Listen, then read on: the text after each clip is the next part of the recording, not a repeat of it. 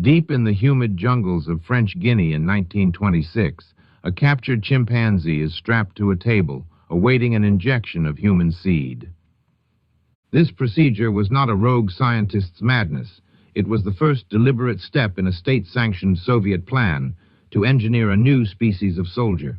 A tireless, fearless Ape-Man army, it was a formal, funded project at the highest levels of the Bolshevik government, an attempt to weaponize evolution itself.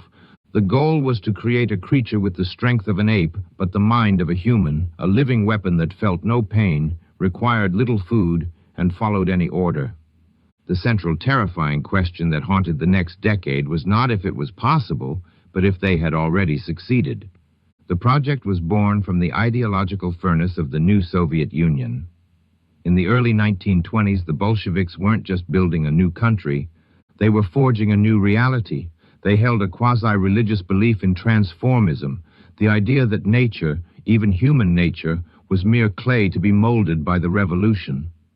Darwin's theories were not just accepted, they were warped into a political tool. If humanity could evolve, then the state could direct that evolution. This obsessive drive found its ultimate expression in the goal of creating the new Soviet man, an idealized citizen, scientifically perfected for the communist future. This ambition found its champion in a world-renowned biologist, Ilya Ivanov. He was no fringe theorist. He was an undisputed giant in the field of artificial insemination. A pioneer who had spent decades creating animal hybrids like the zedonk. His reputation was impeccable, so when he proposed the ultimate hybridization, the Kremlin listened.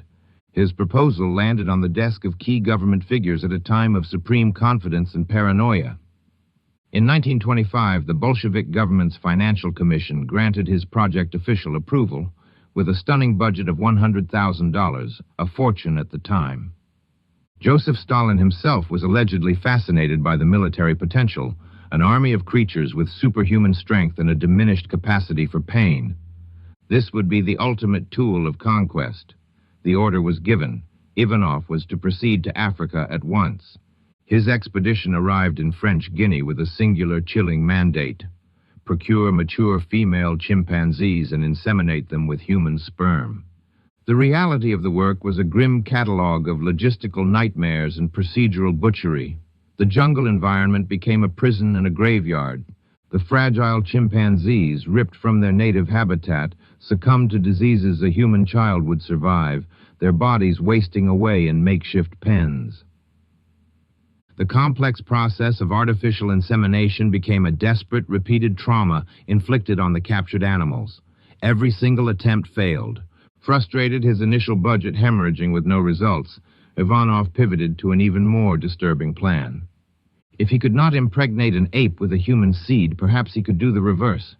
He began a discreet search in the local hospitals of Conakry, seeking African women who would volunteer to be inseminated with chimpanzee sperm. He planned to conduct the procedure under the guise of a routine medical examination without their informed consent. But word of his true purpose leaked. There were no volunteers. The local French governor, initially supportive, recoiled in horror and banned the experiments. The African phase of the project had collapsed, but the ambition did not die. It was merely relocated. Ivanov returned to the Soviet Union, not in disgrace, but with a new plan and the unwavering support of his patrons. The experiments would continue on Soviet soil, at a state-of-the-art primate research facility established specifically for his work in Sukhumi. And this time he would not need to persuade foreign women. He would have the power of the Soviet state to find his volunteers. By 1928, the Sukhumi Center was operational. It was a sprawling, modern campus, a testament to the state's commitment. Its official purpose was the study of primate biology. Its secret purpose was the creation of a monster. The facility was stocked with apes shipped from the far corners of the world, ready for the final, most monstrous phase of the project. The new plan was to find at least 5 Soviet women willing to carry a hybrid child. A secret call for volunteers was put out through scientific institutions. It was framed not as a horror, but as a noble sacrifice for science and the state. A woman known only as Volunteer G responded. She wrote, "I ask to be taken into the experiment. I am happy to serve science." In a letter to government officials, Ivanov chillingly stated that while the experiment might be a failure, it could still be of great importance. Its purpose, disproving religious dogma and proving the closeness of man and ape. The women were to be instruments, their bodies offered up for a grand biological theory. The project to create a hybrid species was closer than ever to becoming a reality inside the USSR itself. Then, everything stopped. The engine of the project was not science, but political will, and in Stalin's Soviet Union, political will was a violent, unpredictable storm. As Ivanov prepared for his human trials, the ground shifted beneath him. The academic debates of the 1920s were being replaced by the rigid, brutal dogma of the 1930s. His key patron in the government, Nikolai Gorbanov, was sidelined. Suddenly, Ivanov himself was vulnerable. The very qualities that made him useful, his international experience, his fame in the West, his bold theories, now made him a target.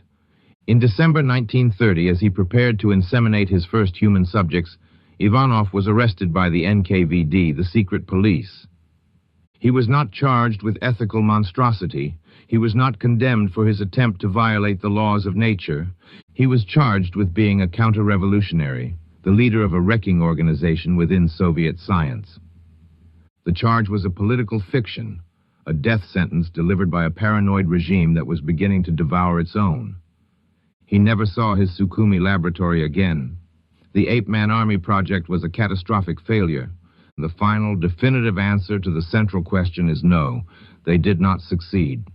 The project died for three distinct reasons. First, the science was always impossible.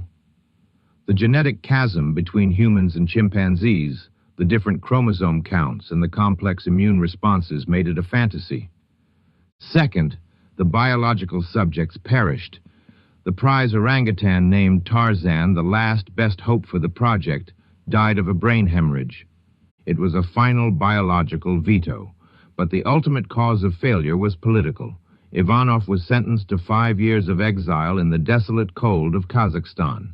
He died there just over a year later from a stroke, a broken man whose revolutionary ambition had been consumed by the revolution itself. The project was not stopped by a committee on ethics or by public outcry. It was neutralized as a side effect of Stalin's Great Purge. The Soviet state did not develop a conscience. It simply consumed the project's architect. The plan for a hybrid soldier was abandoned. Its files were stamped top secret and buried in sealed archives for half a century. The primate center at Sukhumi, however, was not demolished. An institution created for one of the most twisted experiments in history was simply repurposed for another state ambition, the conquest of space. In the following decades, the cages meant to hold human-ape hybrids were instead filled with primates destined for rocket capsules. The center became instrumental to the Soviet Bion satellite program, its scientists studying the effects of weightlessness and radiation on the animals. Apes from Sukhumi, named Gordy, Dryoma, and Eurosha, were sent into orbit, their bodies paving the way for human cosmonauts. After the collapse of the USSR, the facility was ravaged by war and neglect, its population of apes decimated. Today, the story of Ivanov's project survives as a dark legend, a Cold War rumor that turned out to be horrifyingly true.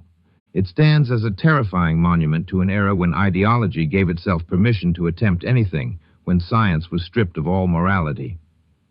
There is no army of ape men marching in a forgotten corner of the world. The legacy is not a creature, but a warning. It is the permanent, chilling scar left on history by a regime that, in its quest to forge a new man, was willing to create a monster.